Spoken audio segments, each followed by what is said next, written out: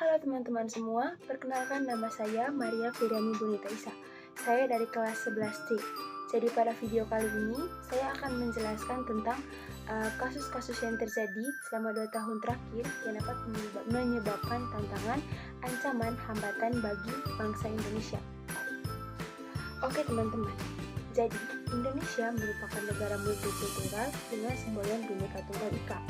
Akan tetapi, pada kenyataan yang kita lihat, semboyan tersebut tidak menjadi wujudkan karena banyaknya perbedaan-perbedaan ideologi yang terjadi dalam masyarakat.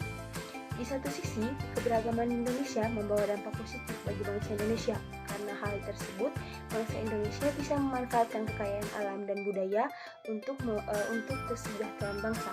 Namun di sisi lain, kondisi ini juga bisa menyebabkan disintegrasi nasional. Maka dari itu, berbagai faktor yang dapat memicu disintegrasi nasional ini. Berikut saya akan menjelaskan tentang faktor-faktor yang dapat menyebabkan disintegrasi nasional. Sebelum kita membahas tentang faktor-faktor yang dapat menyebabkan integrasi nasional, jadi kali ini saya akan menjelaskan sedikit tentang pengertian dari integrasi nasional. Disintegrasi nasional adalah situasi di mana kondisi yang dapat menjadi penyebab perpecahan bangsa. Dan disintegrasi ini bisa merusak kesatuan bangsa dan bahkan mengancam keutuhan negara.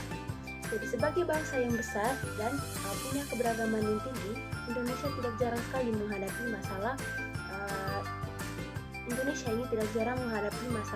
yang berpotensi menjadi penyebab disintegrasi nasional ini. Faktor yang pertama adalah kurangnya toleransi antar golongan.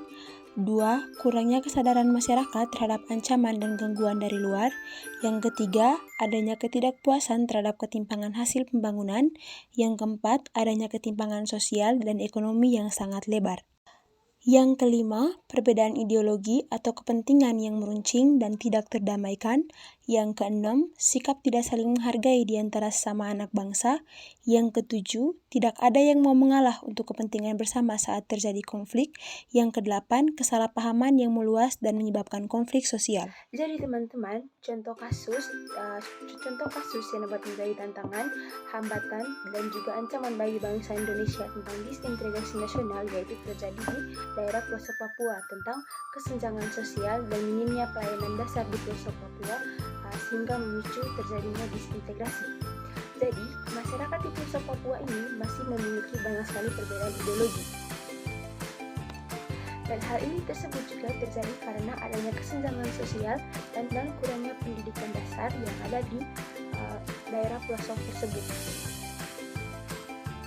Perbedaan ideologi yang ada ini dan karena adanya kasus ini, maka masyarakat di sana memiliki kurangnya kepercayaan terhadap ideologi yang ditetapkan oleh negara.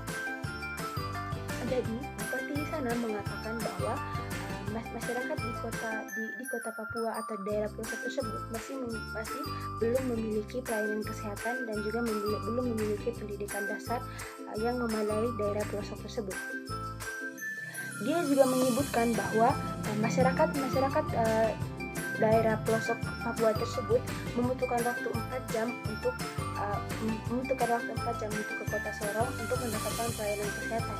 Tetapi karena masyarakat di kota Sorong yang sebagiannya tidak bisa berkendara selama 4 jam ke kota Sorong, maka masyarakat desa di daerah pelosok tersebut memilih untuk bekerja sebagai tukang kebun. Mereka memilih pekerjaan tersebut karena mereka merasa bahwa pemerintah di sana program-program pemerintah di sana belum bisa memadai untuk daerah pelosok Papua tersebut. Oke teman-teman, melihat dari kasus yang sudah saya sebutkan tadi, maka saya akan menyampaikan upaya atau solusi yang menurut saya dapat bermanfaat bagi kasus tersebut. Solusinya adalah menjaga keselarasan antar budaya dan juga memperkuat persatuan dan kesatuan budaya, dan tentunya adanya harmonisasi dari peran pemerintah dan juga partisipasi dari masyarakat. Solusi yang kedua adalah mengurangi kesenjangan sosial maupun kesenjangan ekonomi dan mempromosikan sikap nasionalisme yang inklusif. Sekian saja pemaparan dari saya.